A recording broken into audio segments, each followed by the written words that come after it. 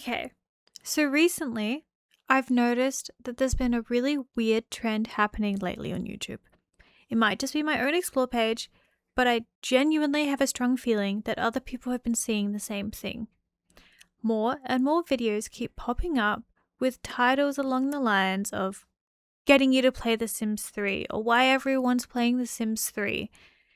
I personally think that this is because for years, the conversation around life simulation games has mostly been defined by disappointment, by what ifs, by what could have been.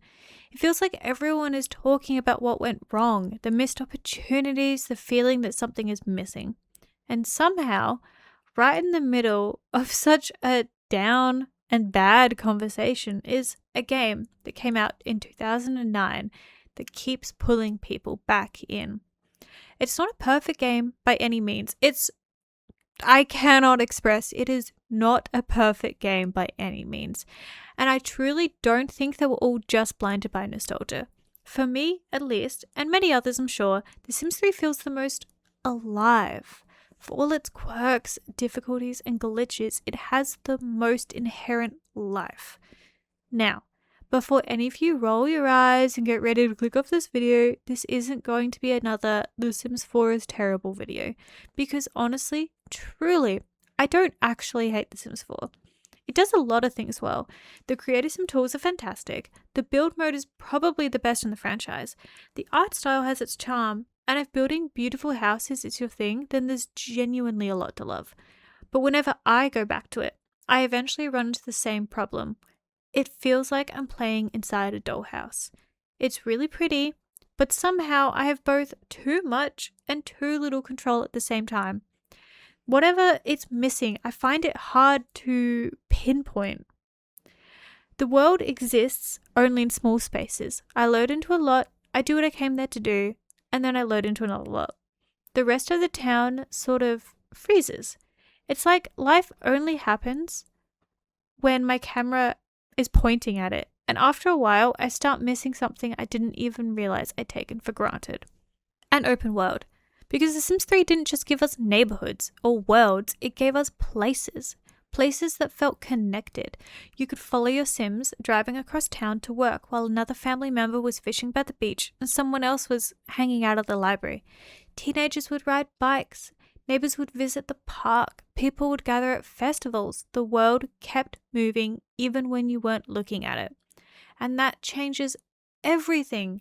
It transforms your save file from a collection of lots into an actual community. You learn where the rich families live, you know which park hosts the best birthday parties, you recognize townies by name because you've seen them around for generations. Your sim doesn't exist in isolation, they're part of a world, a real community. And I think that's what people mean when they say The Sims 3 has life. It's not just about features, it's not the number of features that matter. It's what they lead to when they start colliding in unexpected ways. What I loved most about The Sims 3 was how much chaos could come from completely ordinary days.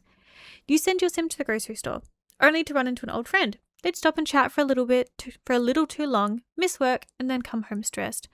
Meanwhile, across town, another family member had invited half the neighborhood over. The sink had broken, a toddler was crying, and someone decided this was the perfect moment to set the kitchen on fire. You didn't plan any of it. You were just trying to get groceries. But somehow, those are the moments you remember years later. Not the perfectly staged screenshots. Don't get me wrong, I love a perfectly staged screenshot. But it's the disasters, the times the game threw your plans out the window and forced you to adapt. Because life isn't predictable or controllable, and neither was The Sims 3. Now, I also think that this is an important time to talk about Paralives, because every time people discuss life simulation games these days, Paralives enters the conversations. And honestly, it's a good thing. I don't think Paralives needs to be a Sims killer. In fact, I don't want it to be. I don't want it to try to be a Sims killer. I personally actually really hate that phrase. Because why does every new game have to destroy another in order to just justify existing? Overwatch was meant to be the TF2 killer, then Marvel Rivals was the Overwatch killer, and it goes on and on and on. Paralives, it looks charming, its building tools are innovative, its developers seem genuinely passionate, and perhaps, most importantly, it's giving players another option. For years, The Sims had no real competitors, no pressure to innovate, and I think that lack of competition is part of what led the series to honestly become so lazy over time. There was no real reason not to lean into the safe, repeatable content because what was the alternative? There wasn't one. Competition is healthy. Competition breeds innovation. But Paralives doesn't need to carry the weight of replacing The Sims. It doesn't need to save the genre. It just has to be good at being Paralives. And right now, it feels like it's still finding its identity in live mode. And that's okay, because it is in early access. And it's being built by a small team of 15 compared to the thousands of people supporting The Sims. We need to cut it some slack.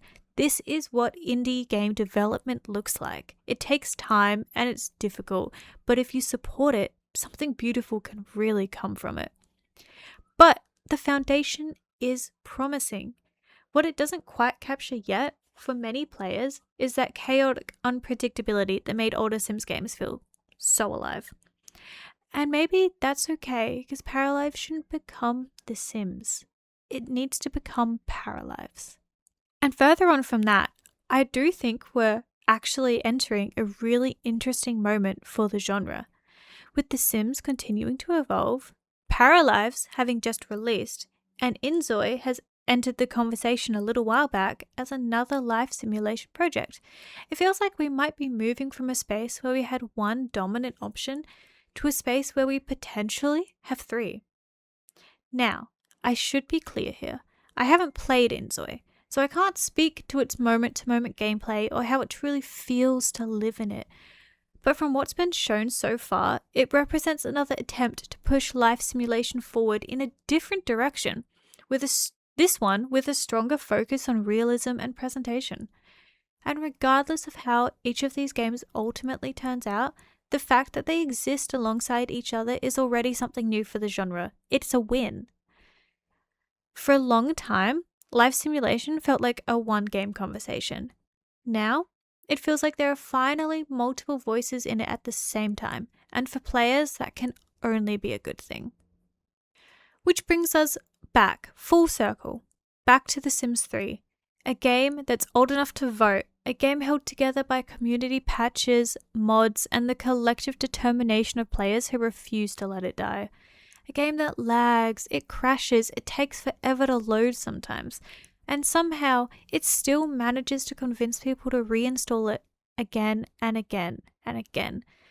Because underneath all of its flaws is something that's become surprisingly rare. It feels like the game trusts you. It gives you the tools to create without pressure or instructions. It embraces the unpredictability. It lets stories emerge instead of constantly directing them. You don't remember The Sims 3 because of objectives. You remember it because your vampire accidentally became best friends with the mail carrier. Because your sim got caught cheating at the worst possible moment. Because your teenager skipped school to fish all day. Because your family had a picnic in the park and nothing dramatic happened at all. But somehow it became one of your favourite memories. The Sims 3 wasn't perfect, but it felt alive. And maybe that's why so many people are going back to it in 2026. Not because they refuse to move on, not because newer games can't coexist, but because in a genre built around simulating life, The Sims 3 captured something difficult to describe and even harder to recreate. It captured the excitement of never quite knowing what would happen next. And maybe that's really all we've been looking for this whole time.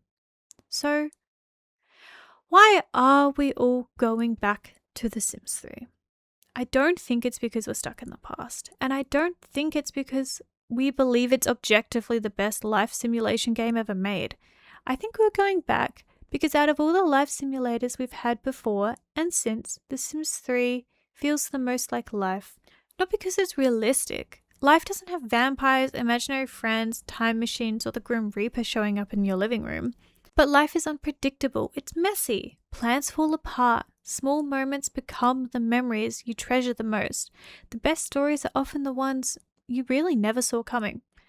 And somehow, through all of its glitches, lag, questionable fashion choices, and absolute chaos, The Sims 3 managed to capture that feeling better than almost anything else in the genre. It gave us an escape that still felt human, a world that kept moving without us, a place where we could lose ourselves for a few hours and come away with stories that genuinely felt like they belonged to us. And maybe that's why so many of us keep reinstalling it all these years later. Because when life gets overwhelming, uncertain, or simply ordinary, The Sims 3 doesn't just let us escape reality. It lets us escape into another version of it. One that's a little bit stranger, a little bit messier, and sometimes a lot more chaotic. But one that, in all the ways that matter, still feels alive.